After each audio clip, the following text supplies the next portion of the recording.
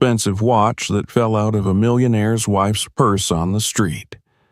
But she didn't know that this very watch would destroy a marriage, a friendship, and reveal a betrayal that had been hidden for years. Subscribe and write in the comments where you're watching from. Houston shimmered beneath the early evening sky, the city skyline glittering like a crown of glass and light. The streets hummed with life. Limousines, black SUVs, and sports cars crawled through traffic outside the Belvedere, a restaurant so exclusive it didn't need a sign. Men in tuxedos and women in designer dresses mingled on the steps, waiting for their chauffeurs, selfies, or maybe just a moment of recognition. Inside, the dining room buzzed with quiet opulence, crystal stemware, flickering candles, and the hushed murmurs of Texas oil tycoons, startup moguls, and second wives with perfect teeth and tired smiles. Walter Kingston stood near the host's podium, his shoulders square, his expression neutral, but his eyes tired in the way that only men with too much money and not enough meaning could understand. He was tall, with thinning salt and pepper hair, a strong jawline, and the kind of posture that made people stand straighter around him. He had built Kingston Resources from a regional gas supplier into one of the largest private energy conglomerates in the southern United States. At 60, he was still a presence, intimidating in boardrooms, respected in politics, admired on Forbes covers. His wife, May, emerged from the restroom and slid her arm through his. Younger by nearly 3 decades, she moved like someone who knew people watched her. Her champagne-colored gown caught the light just so, and her diamond earrings swung like punctuation marks at the end of a well-rehearsed sentence. She smiled up at him, that practiced news anchor smile she once wore on national television, back when she was America's darling. These days, she was the face of several philanthropic campaigns, women's shelters, literacy drives, child advocacy networks. She had cultivated the perfect blend of empathy and elegance. "That was lovely," she said as they stepped outside into the warm dusk. "Senator Burke wants to schedule a follow-up on that pipeline initiative. And did you see Gloria's face when I mentioned our new fund?" Walter gave a noncommittal grunt. The valet was already approaching with their sleek black Bentley, the engine humming like a beast held on a tight leash. May was still talking, details about upcoming events, foundation meetings, gala invitations, when Walter's attention shifted. Just as he reached for the passenger door handle, a soft voice behind him called out, "Sir?" He turned. A girl stood a few feet away, her figure half-shadowed by the glowing restaurant signage. She looked no older than 11 or 12, with tightly coiled hair tied back in a fraying pink ribbon. Her skin was a warm brown tone, and her sneakers, too big for her feet, were scuffed and peeling at the toes. A battered canvas backpack hung off one shoulder. In her small outstretched hand, she held a pair of elegant wristwatches, clearly men's, the gleam of platinum unmistakable even in the fading light. "I think these dropped from her bag," the girl said, glancing at May. Walter stepped forward, heart quickening. The watches weren't his, though they looked eerily like a model he'd once admired. He took them carefully. A slip of folded paper was tucked beneath the clasp. His name wasn't on it, but the handwriting was unmistakably feminine. "For the man who makes my heart forget how to beat." He looked at May, whose face had frozen in a rictus smile. For a moment, neither of them said anything. Then she gave a little laugh, too high-pitched. "Oh, that's not mine. Must have been in my purse by mistake," she said, plucking the watches from his hand and shoving them into her clutch. "Probably something from the office. I had to do a TV segment this week on luxury counterfeits." Walter nodded slowly. The girl was still there, watching. "What's your name?" he asked. "Riley," she said. "Thank you, Riley. That was very honest of you." She shrugged. "Didn't feel right just walking off with it." May smiled thinly. "Very kind of you, sweetheart. Thank you. Have a good night." But Riley wasn't looking at her. She was looking at Walter. Something about her gaze stuck with him long after she disappeared into the shadows of the city. The Bentley rolled away from the curb, and May immediately shifted back into her public persona, talking about an upcoming photo shoot for the American Hearts Foundation. But Walter wasn't listening. His thoughts were tumbling in quiet, measured circles. The watch was real. He knew that the moment it touched his palm. And the note, it wasn't generic, it was intimate. Intentionally so. The kind of thing lovers wrote to each other when they still believed in stolen moments. He didn't accuse her. Not yet. Walter Kingston had built an empire on discipline, on waiting for the right moment to strike. Instead, he turned his face toward the window and watched Houston blur by. Downtown lights gave way to high-rises, then gated communities and manicured lawns. Their mansion sat at the edge of River Oaks, 3 floors of glass and stone that overlooked a private golf course. The house was lit like a jewelry box when they pulled up.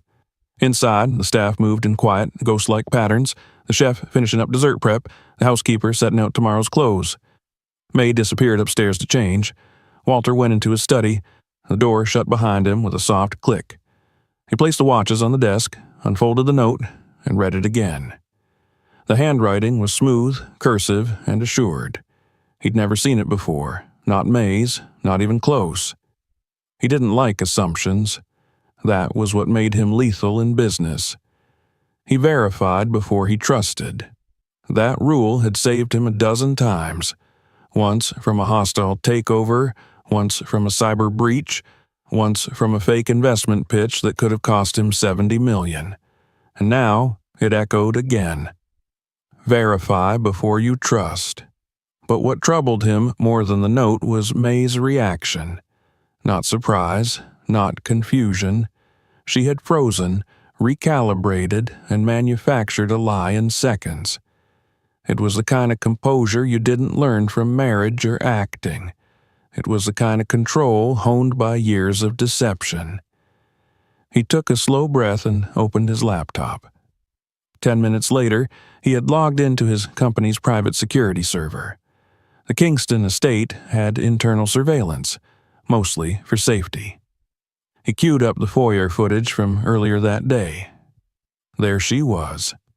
May, in that same champagne dress, returning from a site visit at the women's shelter. She passed through the entranceway, clutching her designer tote. She set it down on the table briefly, then moved toward the sitting room. When she returned, she had added a small leather pouch to her bag. Walter leaned closer, zoomed in. The pouch looked familiar. A watch case. He rewound, played it again. She had retrieved it from her private desk drawer, the one he hadn't opened in years. He sat back in his chair. There were 2 possible conclusions. One, she had received the gift earlier that day, added it to her bag, and forgot it was there. Or 2, and he found himself leaning heavily toward 2, she had taken it with her for a reason. A meeting. A rendezvous. Something intimate. But the girl had seen it fall. That wasn't part of May's plan. Riley. The name surfaced again like a buoy. She hadn't hesitated. She had done what most kids wouldn't. Returned something valuable with no expectation of reward. Walter couldn't remember the last time someone had done something for him without trying to gain from it. He folded the note again, placed it in a separate drawer, and locked it.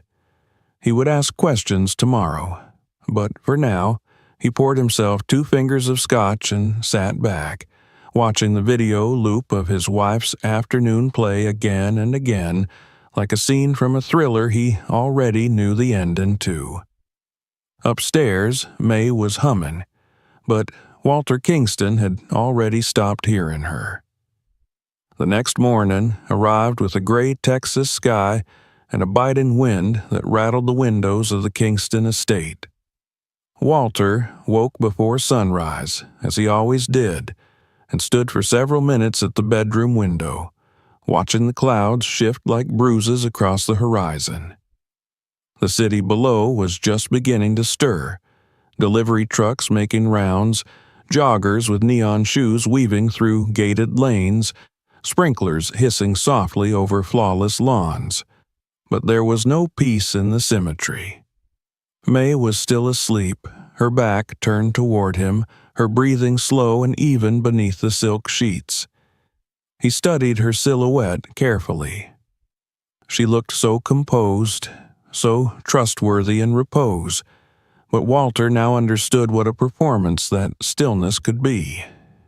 He didn't wake her. Instead, he shaved, dressed, and headed down to the dining room where the housekeeper was already setting out breakfast.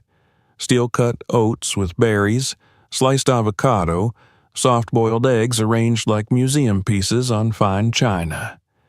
May joined him 10 minutes later in a navy blue pantsuit, radiant, fresh, and ready to face the world. She kissed his cheek and poured herself tea. They made small talk. She mentioned a meeting with the board of her foundation, a potential interview with NPR, a weekend trip to Dallas she was strongly considering to meet with a shelter director. He nodded through it all, pretending to listen, eyes never leaving his plate. At one point, she reached across the table and touched his hand. "You seem distant this morning." "Everything okay?" "Just tired," he replied. "Didn't sleep well." She smiled gently, like a woman married to a man who was slowly slipping into age and fog. "Maybe we should schedule that full checkup Dr. Alvarez keeps talking about. Just a routine thing." He met her eyes and smiled back. "Sure, routine." After breakfast, she left in her pearl-white Tesla, supposedly for a planning session about a benefit gala. Walter watched the vehicle disappear past the gate, then returned to his office and made the call. Dominic Hill was not your typical security expert. A former NSA field operative with a decade's worth of experience in cyber forensics, he had been working for Walter discreetly for the past 6 years. Dominic was clean-cut, brutally efficient, and allergic to unnecessary words. When he arrived at the estate an hour later, he brought with him a laptop, a secure phone, and 3 burner devices. "You want to know where she's going, who she's seeing, what she's hiding," Dominic said, standing in Walter's study. Walter didn't bother pretending otherwise. "Yes, quietly. No external contractors. I want you to install location tracking on her devices, run diagnostics on her communications, and I want facial recognition surveillance tied to her phone's movement." Dominic nodded. "Any legal constraints?" Walter gave him a cold smile. "I'm a private citizen investigating the misuse of shared marital assets. You know the rules. I'll start today. And, Dominic," Walter added as the man turned to leave, "no one can know, not even the house staff. If something leaks, I'll know it's you. Understood." By afternoon, Dominic had deployed everything. May's phone was cloned, her calendar scraped, and a GPS tag affixed to her car's diagnostic port. Walter didn't expect immediate answers, but he didn't need to wait long either. Later that evening, he sat by the fireplace pretending to read a business journal when May walked in, humming a melody he didn't recognize. She poured herself a glass of white wine and curled into the armchair opposite his, scrolling through her phone. "How was the meeting?" he asked. "Oh, exhausting. There's so much chaos and non-profit work you wouldn't believe it. One of our donors is insisting we expand into Oklahoma. Can you imagine?" Walter chuckled.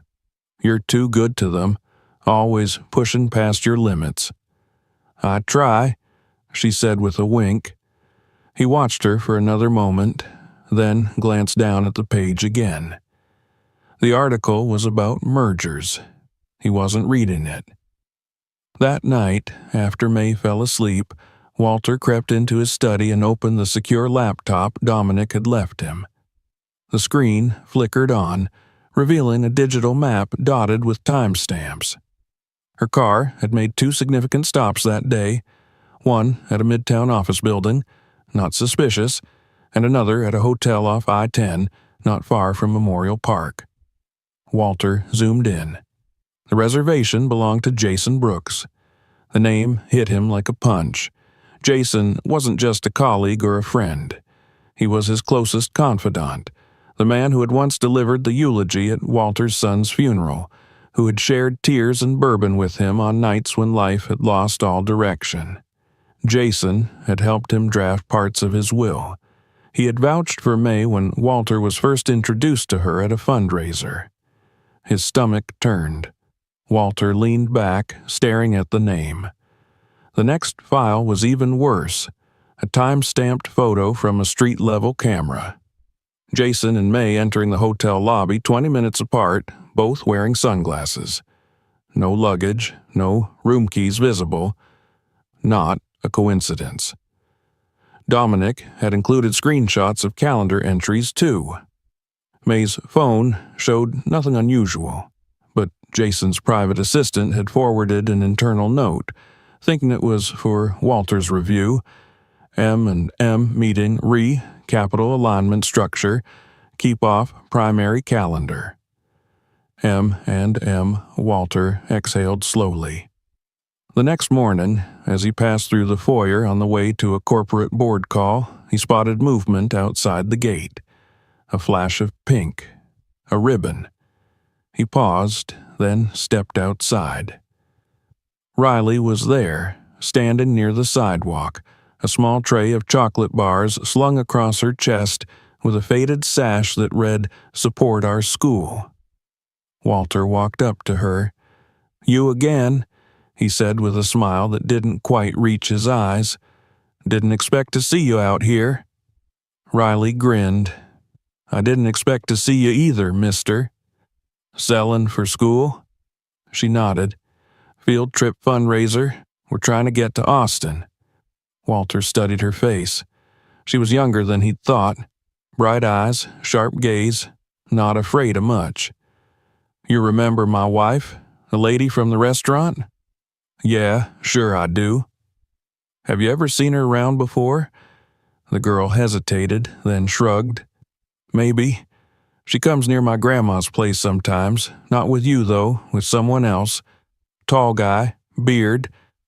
Walter's chest tightened. "You ever see where they went?" Riley leaned closer, lowering her voice like they were in on a secret. "There's this little place behind that old hotel off the highway. They go in, come out like 15 minutes later, real quick." "You sure it was her?" "I don't forget faces. She's got them shiny shoes, you know." Walter pulled out his wallet and handed her a $100 bill. "Keep the chocolate. And if you remember anything else, come see me again. My house is the one with the iron gate." "Okay," she said, folding the bill carefully. "Thanks, mister." As she walked away, Walter stood motionless. The wind blew through the trees, and in the distance the faint whine of traffic blurred the edge of the world. His wife and his best friend, together, careless enough to be seen by a child. He turned back toward the house, the weight of truth pressing hard on his shoulders. Later that day, Dominic arrived with a small envelope. "Found something," he said. "She's got an email account on a private Russian relay, only sends encrypted messages to one recipient." "Let me guess," Walter said bitterly. "Jason Brooks." Dominic nodded. "I also pulled a few more financials. You're not going to like what you see." Walter opened the folder. Inside were bank statements, shell accounts, offshore transfers, all linked to a supposedly charitable fund co-managed by May. The American Hearts Foundation had received over $10 million in the past 2 years, most of it from Kingston Resources, but less than 5% had been used for verifiable outreach. The rest was missing. Gone. Dispersed into tax havens, routed through nonprofit layers with no employees and no real addresses. The fund had 2 primary administrators, May Kingston and Jason Brooks. Walter's heart slowed to a crawl. They weren't just sleeping together, they were stealing from him, dismantling his empire from the inside, one invoice at a time. He closed the folder and rested his head in his hands. The walls of his house were tall and impenetrable. The gates were steel. The alarms were cutting edge. But the enemy had never been outside. They had been dining at his table all along. The following days unfolded like a slow descent through fog, every step more uncertain than the last. Walter no longer pretended to see the world as he had a week ago. His estate, once a fortress of safety and prestige, now felt like an elaborate stage, marble floors, velvet curtains, and behind them, treachery. The woman who shared his bed was a stranger in plain sight. The man who had once comforted him at his son's funeral was quietly dismantling the legacy they'd built together. Walter Kingston had never been afraid of battle, but this was no boardroom skirmish. This was war on the home front. Each morning he went through the motions. Breakfast was eaten in silence. May remained chirpy, increasingly affectionate, her concern for his well-being dialed up with suspicious precision. "You really should talk to Dr. Alvarez," she said one morning over coffee. "Just a checkup. You've been forgetting things lately." "I have?" he asked, his voice flat.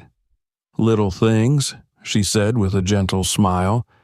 "You left your keys in the freezer 2 nights ago." Walter nodded thoughtfully, as though trying to recall. "That doesn't sound like me." "I know," she said, brushing his hand.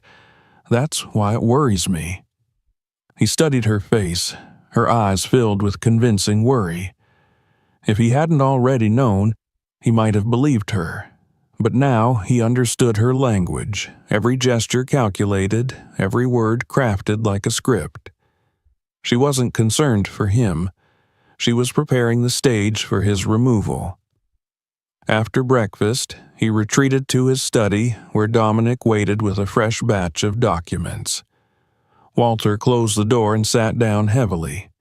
The air smelled faintly of leather and aged wood, a familiar scent that used to calm him. Now it felt hollow. Dominic handed him a manila envelope. "Here's the full breakdown. The American Hearts Foundation has diverted over $12 million in company funds across 6 shell corporations in the past year, all routed through dummy charities registered in Delaware, Belize, and Cyprus. I confirmed the officers of record are either dead or fabricated. The documents tie everything to Jason Brooks and May Kingston." Walter opened the folder and flipped through the spreadsheets and transfer logs. It was all there, clear as day. His signature had been forged on 2 of the transfer approvals. The dates lined up with weekends he had been at his ranch. He felt his jaw tighten. "What about the medical component?" he asked. Dominic leaned forward. "You're going to like this even less. May's been in contact with a psychiatrist, Dr. Daniel Mills. He's based out of a private clinic north of the city near Lake Conroe. Reputation is murky. Some whispers in private forums about guardianship fraud and non-consensual admissions. She wants me committed. It looks that way. There's already a document in progress. Preliminary mental competence evaluation. noting signs of early-stage dementia. Signed by Dr. Mills, dated next week. Walter stared at the paper, a slow breath leaving his lungs. "She's trying to erase me from my own life." Dominic didn't reply. They both knew what this meant. Once the medical diagnosis was on file, a judge could authorize May to take over as legal guardian. She'd gain control of his estate, his assets, the company shares, everything. "What about Riley?" Walter asked, suddenly remembering the girl's quiet bravery. "Any word on her?" "She showed up at your gate again yesterday. Said she thought she saw your wife meeting the same man, Jason Brooks, near an abandoned office complex on Oakmere Drive. I ran a check. The building's been off-grid for years. No leasing records, no active utilities, but cameras still work. I pulled the footage." Dominic turned his laptop around and hit play. The grainy black and white clip showed a familiar vehicle pulling into the lot. May stepped out. 5 minutes later, Jason arrived in a different car. They both entered the building, then re-emerged 20 minutes later, May with a tablet in hand, Jason with a briefcase. Walter sat in silence, watching the loop play again. "Did Riley see all that?" he asked. "No, just the tail end. She's sharp, though. I don't think she realizes how dangerous this is, but she knows something's off. She's a child, Dominic. She's also the only other person who's seen them together multiple times. The fact that she's noticed puts her at risk." Walter rubbed his face, fatigue beginning to settle like a lead weight in his bones. "I want her and her grandmother moved, somewhere safe, no traceable address. Put them under round-the-clock surveillance. You got it. And I want to take control of my assets now, before they try to remove me legally." Dominic nodded. "I've been preparing for that. We can transfer operational authority into a holding trust, one that only activates under your direct biometric input. Once it's in place, no one, not May, not Jason, can touch a cent without your confirmation in person. Do it." It took 3 days. By the time the documents were finalized, Walter had moved his legal authority into a secure trust managed by a network of lawyers loyal to him, not the company. He made sure no single person had enough power to alter decisions unilaterally. Everything now required his presence, a multi-point verification, and a voice-encoded authentication code. It wasn't foolproof, but it bought him time. On the 4th morning, he told May he was going to visit an old friend in Dallas. She smiled and offered to pack him a bag. "You sure you're okay driving all that way?" "I need the quiet," he said. "Some time to clear my head." She kissed him on the cheek and helped him load the car. He noticed her slip something into her pocket as he pulled out of the driveway. A phone call, perhaps, or a message to Jason.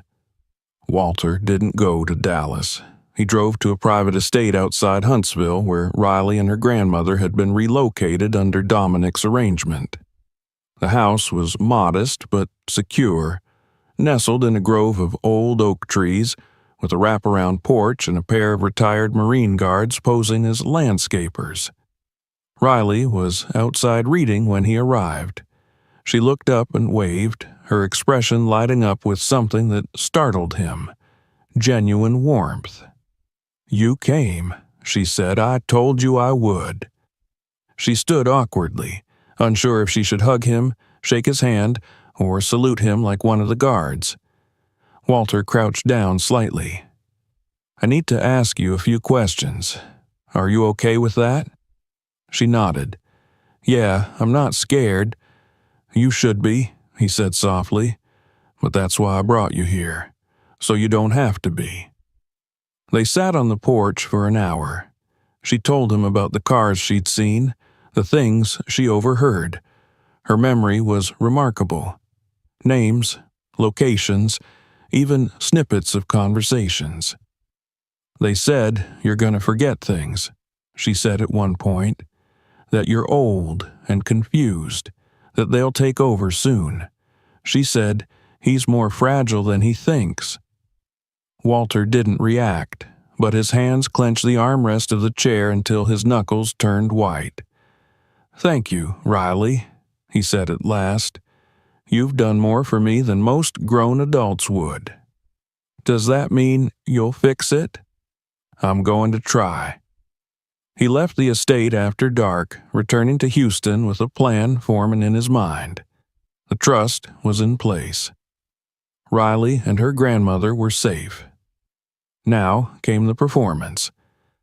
The following evening, he started acting forgetful. At dinner, he called his assistant by the wrong name. He misplaced his fork. He signed a document upside down and laughed it off like an old man losing his edge.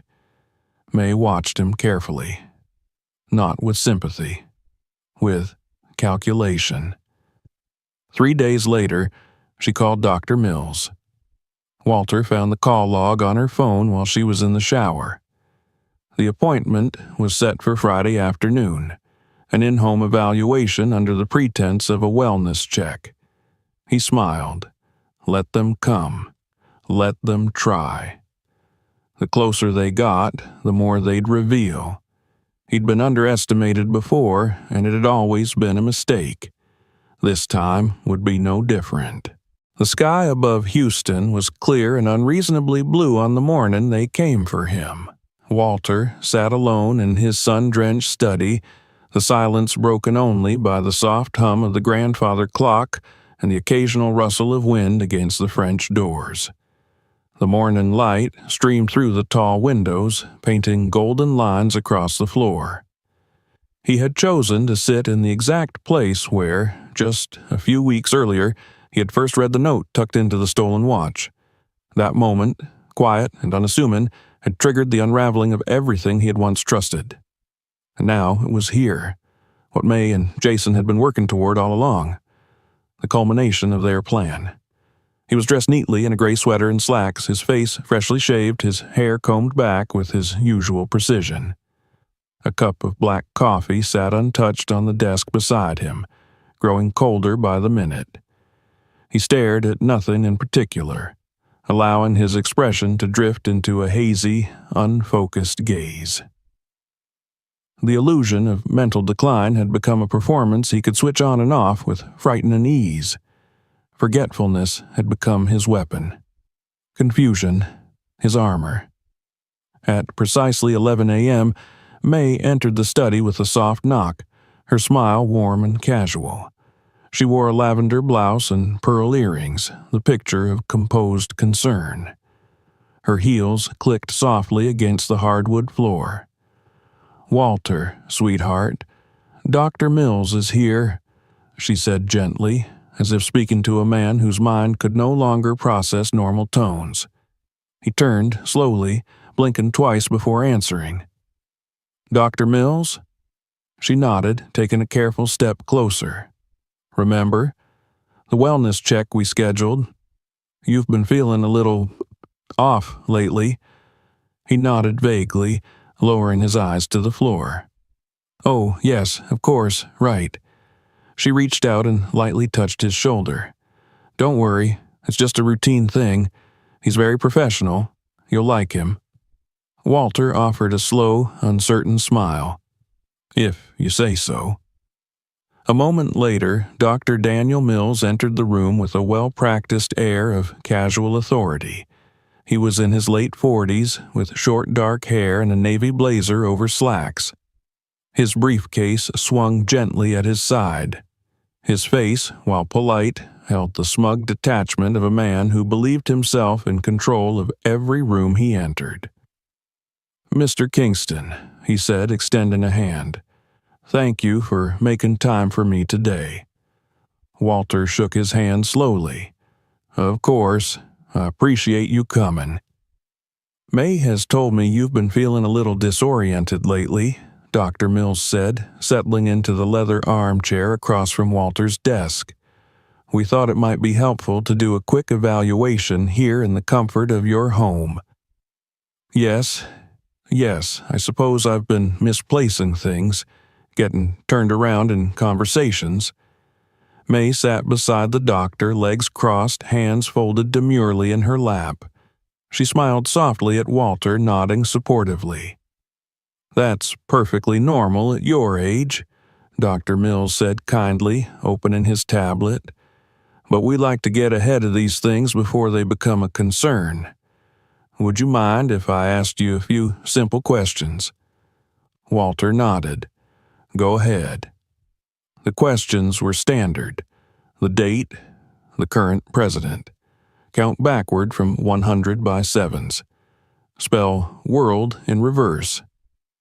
Walter stumbled at the right moments, hesitated just enough, mixed up names deliberately. His eyes occasionally drifted as though distracted. At one point, he rubbed his temples and murmured, "This is harder than it used to be."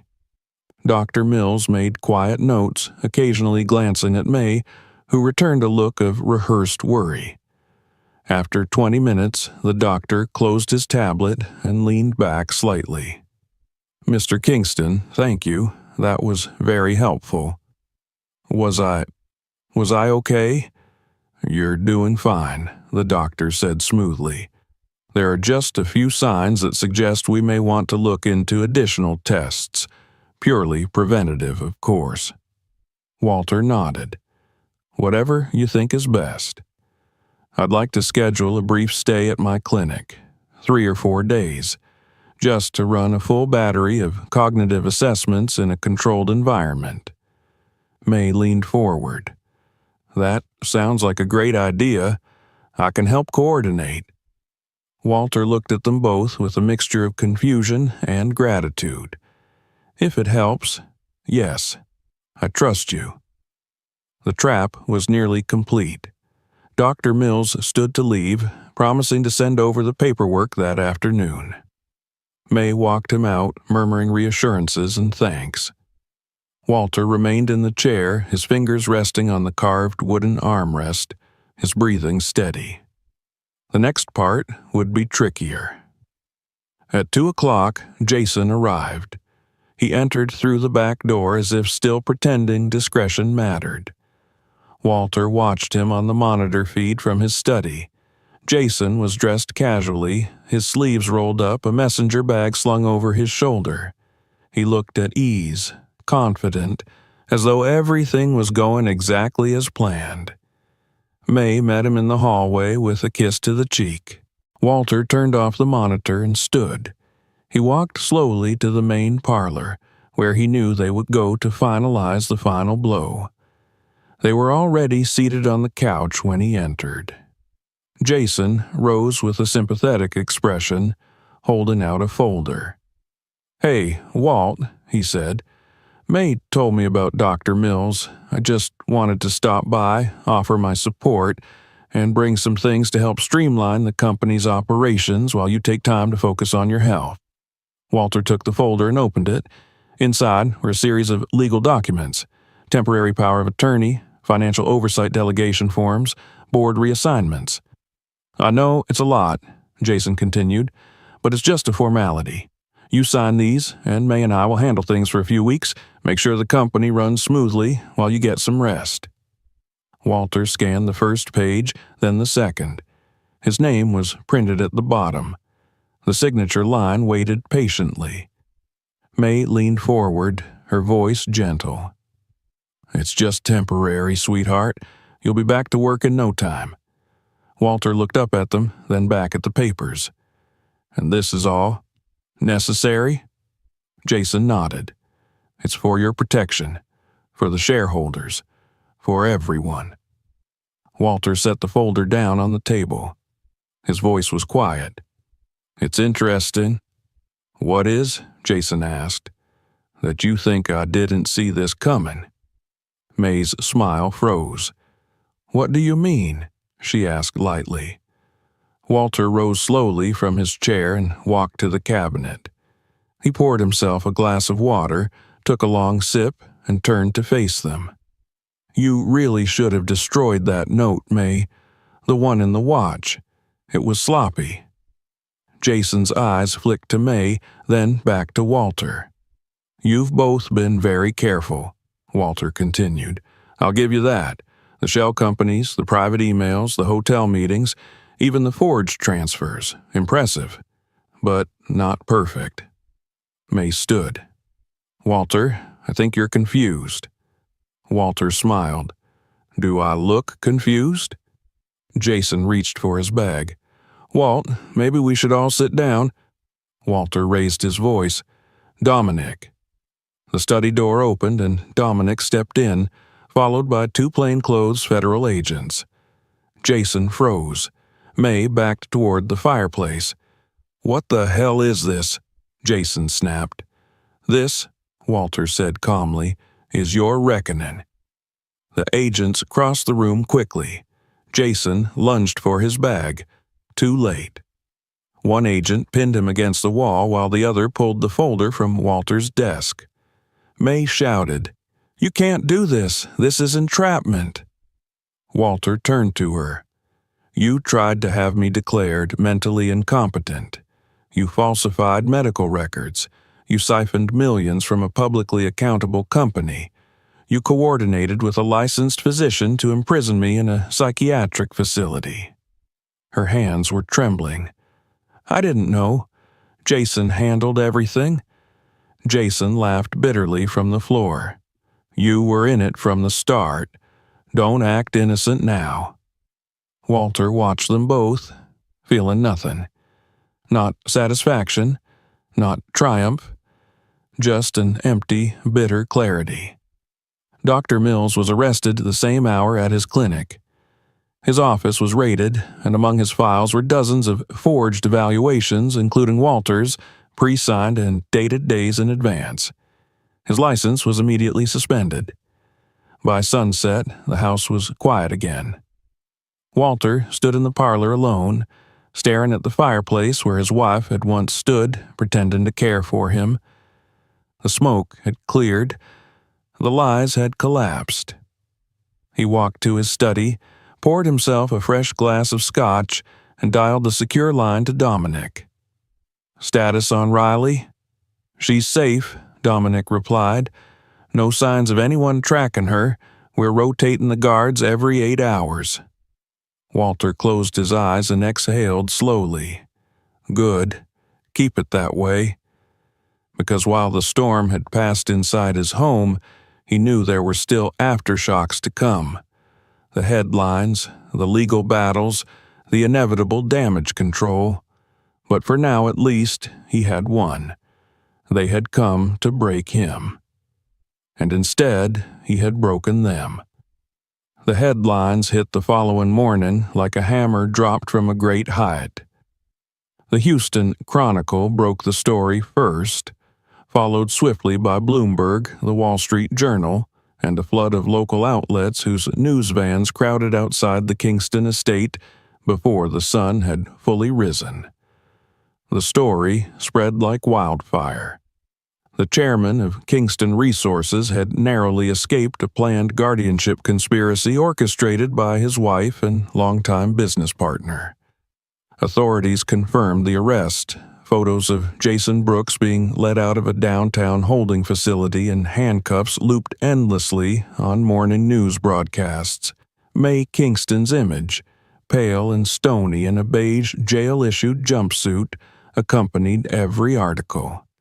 For a city that had long revered the Kingston name, it was a scandal of Shakespearean proportions. Walter watched it unfold from his study with the television volume turned low. He didn't need the sound. The images spoke well enough. The world now saw what he had come to know intimately. Betrayal could wear a tuxedo, smile in family portraits, and sleep on the pillow beside you. He sat in the armchair by the window, sipping strong black coffee as reporters speculated on motives, court dates, and the depth of financial fraud involved. Dominic entered with a tablet in hand. His face was calm, but the light in his eyes hinted at the long nights he had worked to orchestrate the takedown. State prosecutor just filed the preliminary indictment, Dominic said. 23 counts for Jason, 19 for May. Mills is cooperating, cutting a deal. He's turning over everything, including records on 4 other high-profile guardianship fraud cases. Walter nodded without looking away from the screen. They'll drag this out. Hire spin doctors. Plead for leniency. They'll try. But public sentiment isn't on their side. You've already regained control of the board. The foundation accounts are frozen. Civil suits will follow, but with the trust structures we implemented, your assets are protected. And Riley? Still secure. Guard rotation remains in place. No one's approached the property. She's fine, Walter. He turned his eyes from the screen at last. I want to see her. Dominic hesitated. Today? Yes, today. An hour later, Walter was behind the wheel of his private SUV, dressed in a dark jacket and jeans. He drove alone this time, a quiet nod to the fact that trust was not something he handed out easily anymore. The roads out of Houston curved gently through pine groves and suburban farmland, the chaos of the city falling away in the rearview mirror. The air smelled of cedar and distant rain. It felt cleaner, simpler.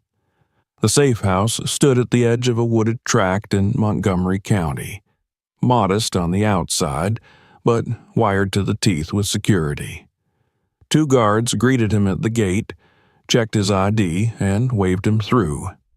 Riley was on the porch when he arrived, her knees pulled to her chest, a paperback open in her lap. Her hair was tied back in 2 tight braids, and she wore a navy hoodie several sizes too large. She stood when she saw him, but didn't run forward like a child might have. She waited. Walter approached slowly. Hey, she said. He climbed the steps and lowered himself onto the bench beside her. What are you reading? The Outsiders. My teacher said I'd like it. Do you? She nodded. It's about people pretending to be something they're not. People thinking they're bad just 'cause they're poor. But some of them aren't. Walter exhaled through his nose, a breath that carried more weight than she could understand. Smart teacher. They sat in silence for a few moments, listening to the wind rustle through the trees. Are they in jail now? She asked. Yes, and they'll stay there for a long time. She looked up at him. Because of me?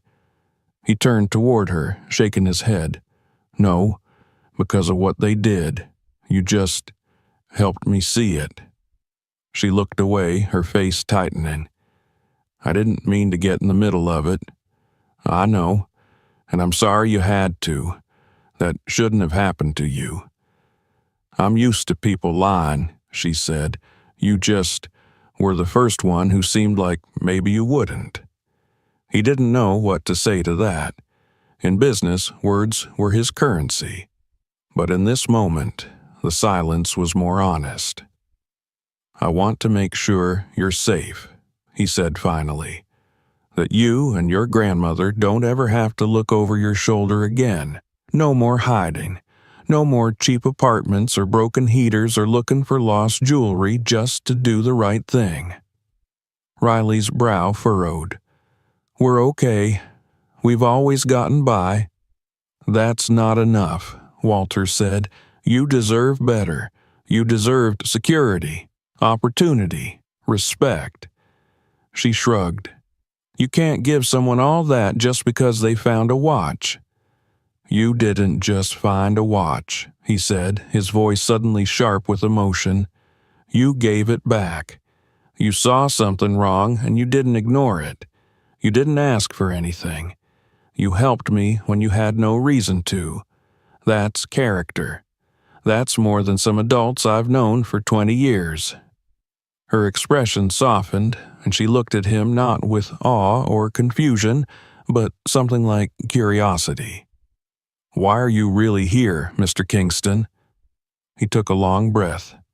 Because I thought I had everything figured out.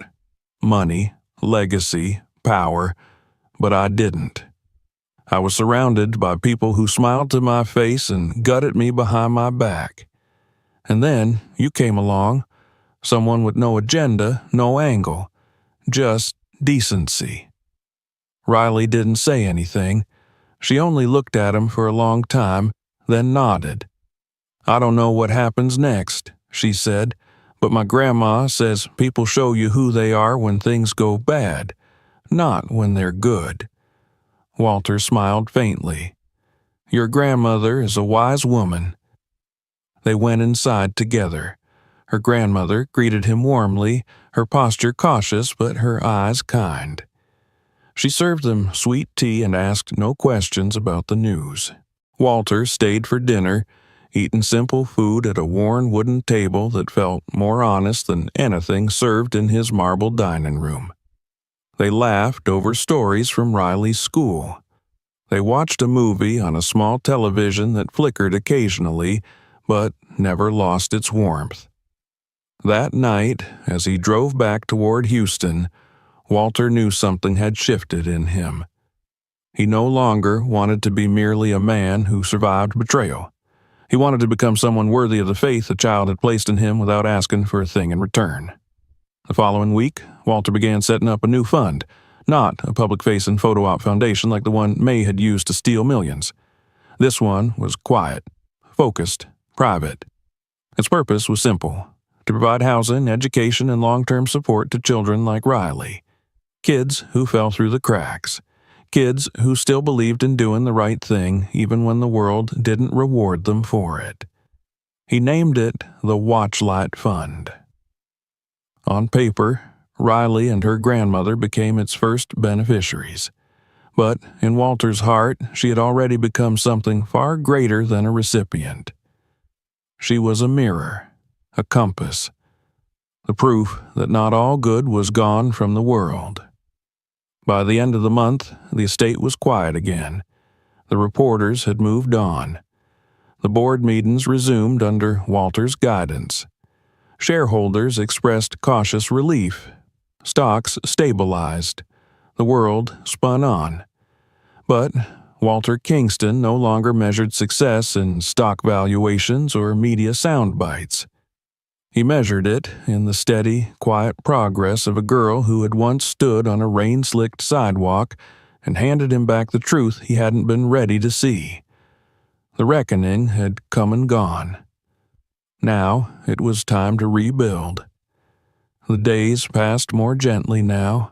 For the first time in years, Walter Kingston woke without that familiar weight on his chest, that quiet dread that had settled there long before he'd recognized its name.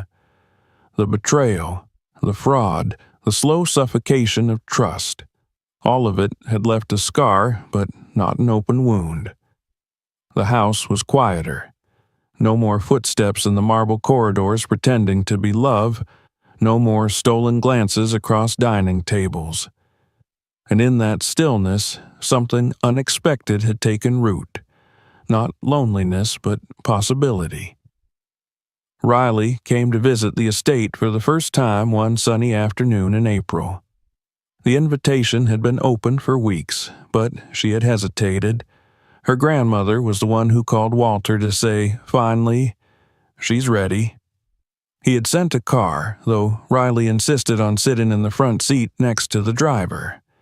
When she stepped out at the gate, wearing her favorite hoodie and a pair of second-hand jeans, Walter greeted her himself at the top of the stairs. "You're taller," he said. "No, you're just getting shorter." He laughed and opened the door for her. She walked through the house slowly, taking it in. The high ceilings, the polished wood, the rows of books in the study, the enormous kitchen with its chrome fixtures. She didn't gawk or gasp. Riley didn't gawk at anything. But she noticed everything. Her eyes moved like someone mapping a landscape she didn't trust yet. "Do you like it?" he asked after showing her the backyard. "It's nice," she said, then added after a moment. "Big, though. You ever get lonely in a place this size?" "Sometimes." She nodded like that made perfect sense. Back at our apartment, the walls are so thin I can hear the people upstairs arguing about food stamps. We always know when the baby starts crying. It's annoying, but it makes you feel like you're not alone. Would you trade it? For quiet? She said. Maybe, but not for pretending. Walter didn't reply. They sat beneath the pergola, where vines were just beginning to bloom, the sky overhead streaked with wisps of white cloud. A light breeze stirred the air, and the scent of fresh earth and wild roses drifted over the patio. The staff remained discreet, watching from a distance but never interrupting. Riley glanced at the gardener across the lawn. They all work for you? They work with me, he corrected. You pay them though, right? Yes. Then they work for you. Walter smiled. Fair enough. She looked around again. This place is huge. You ever get lost? I used to. Now I know every corner. Bet you didn't know where the snakes hide, though. That caught him off guard. He laughed, an honest, full sound, and shook his head. No, Riley, I didn't. Not until one of them bit me. She smirked. Next time, get a flashlight. They spent the rest of the afternoon walking the grounds. She asked 1,000 questions about the company, the trees, the portraits on the wall. She wanted to know what kind of flowers were planted by the driveway and how much one of the marble statues cost. Walter answered everything without deflecting or overselling. She wasn't impressed by wealth. She was impressed by truth. In the following weeks, she returned more often. Sometimes with her grandmother, sometimes alone. Her visits became routine. She helped in the garden. She sat in on meetings with Walter's new outreach director for the Watchlight Fund. She even asked to shadow one of the junior analysts during a financial briefing, just to see what people do when they're trying to sound smart. Walter gave her access, but with boundaries. Trust didn't mean throwing her into the deep end. It meant guiding her, teaching her, letting her see what was behind the curtain, not just the performance. She absorbed it all with the kind of focused intensity he'd only ever seen in himself when he was young. He started calling her Miss Riley in front of the staff, which she pretended to hate but secretly loved. She teased him mercilessly when he lost his place in a speech or forgot where he left his reading glasses. He bought her a proper laptop after she fixed his printer using a YouTube tutorial. She refused to take it unless it was labeled as a company asset. It's a tool, she said, not a gift. That was Riley. Always set in her own terms.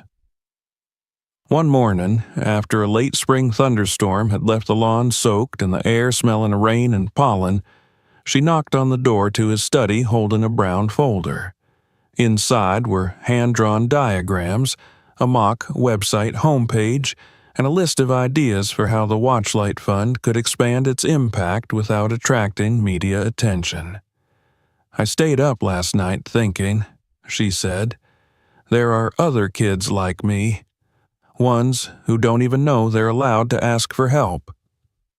Walter sat in silence, turning the pages slowly.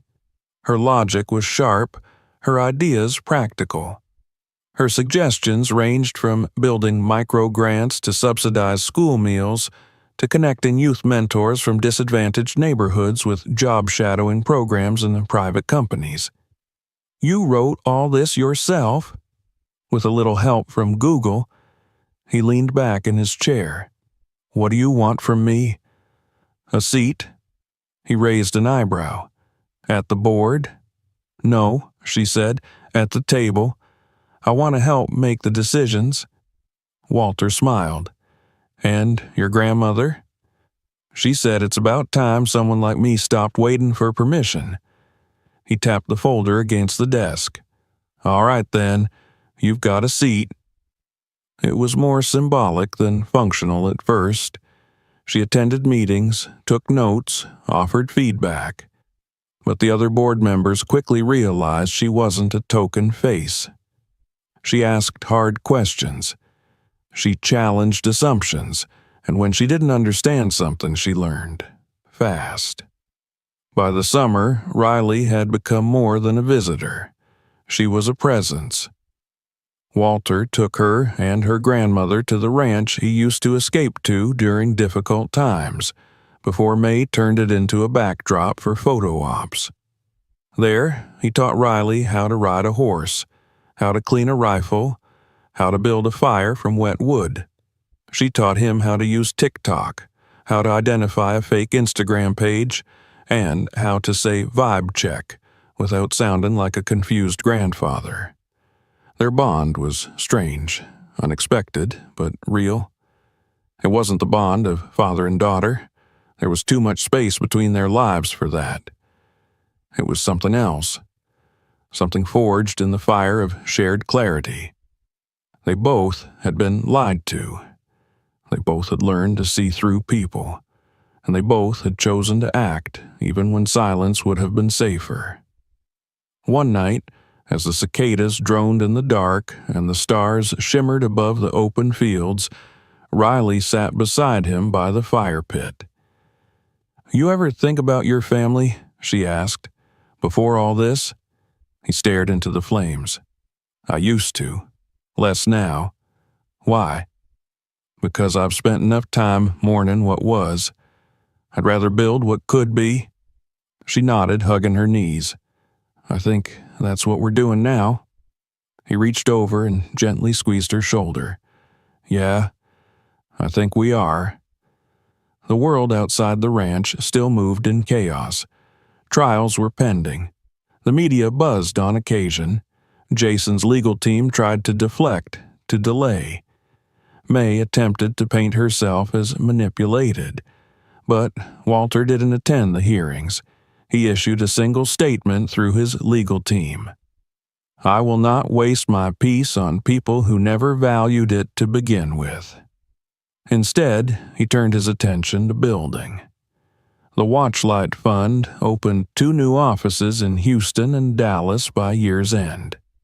Dozens of children received scholarships, safe housing, and mentorship opportunities. Riley helped interview the first batch of applicants. She spoke at a closed donor dinner and made half the room cry. She didn't dramatize her story. She told the truth plainly. The kind of truth people weren't used to hearing from a girl with frayed cuffs and a fearless gaze. Walter watched her speak and thought, not for the first time, that everything he'd lost had somehow led to this moment, this clarity, this renewal. He hadn't expected to find family